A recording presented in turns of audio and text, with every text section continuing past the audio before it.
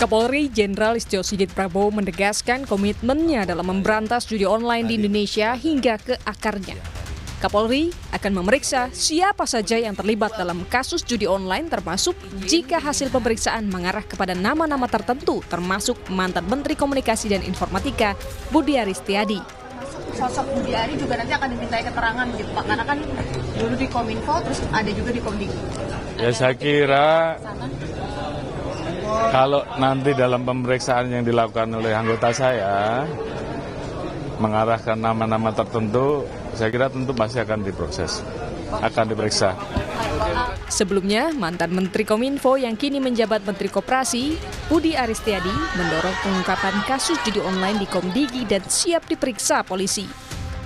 Budi menegaskan dirinya tidak terlibat dalam kasus judi online yang melibatkan belasan pegawai Kementerian Komunikasi dan Digital.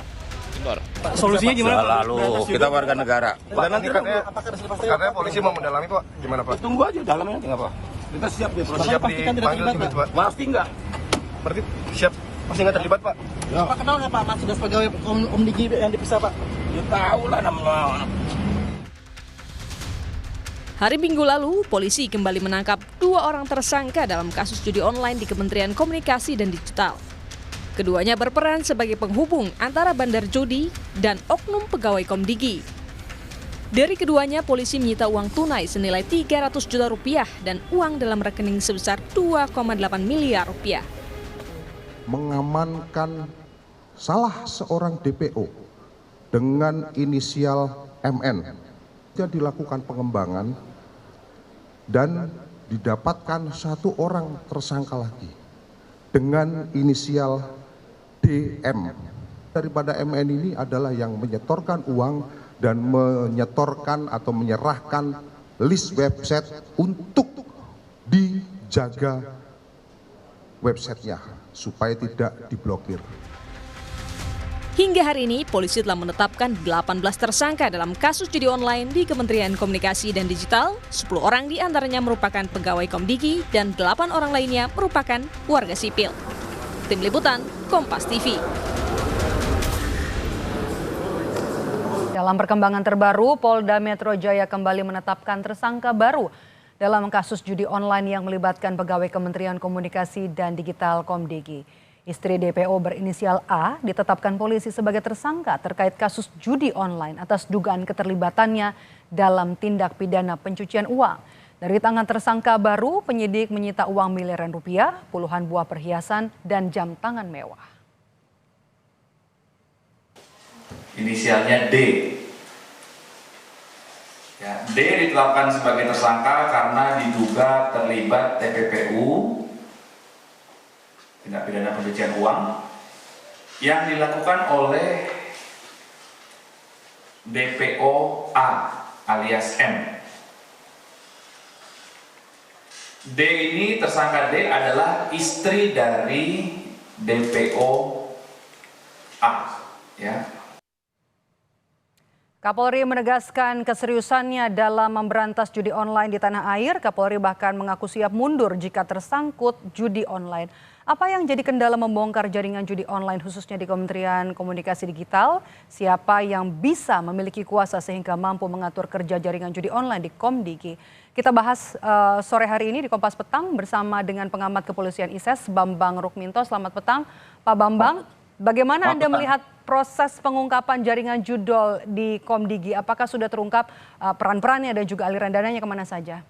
Kalau melihat yang disampaikan di media massa, yang disampaikan oleh Dirkrim ya memang ada kemajuan sedikit ya, tetapi ini belum menyentuh pada akarnya.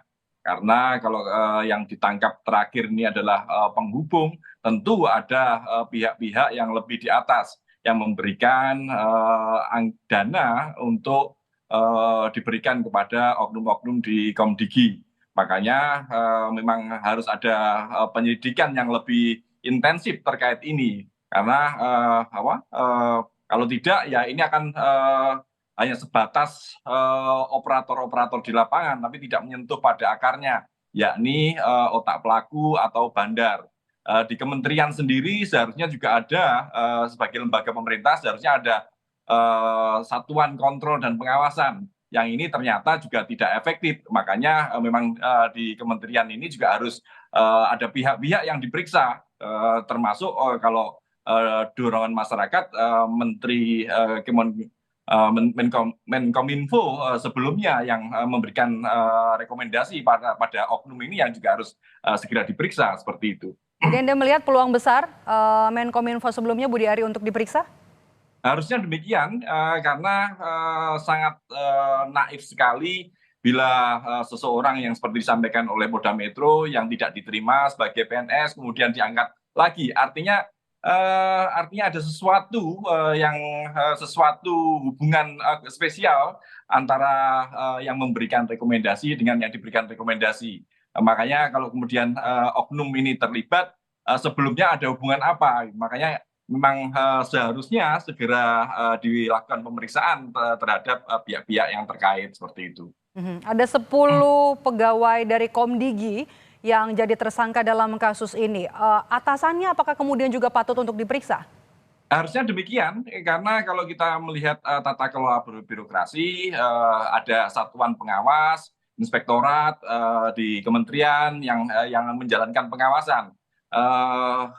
Apalagi kalau kita melihat lokus dari oknum-oknum ini kan bukan di institusi di area Komdigi, tapi di luar. Ini juga menjadi pertanyaan mengapa bisa di sana pengelolaan penutupan akun-akun situs-situs judi online ini kenapa di luar malah di Bekasi seperti itu. Makanya ini tentu ada yang memberikan izin untuk dilakukan di sana seperti itu.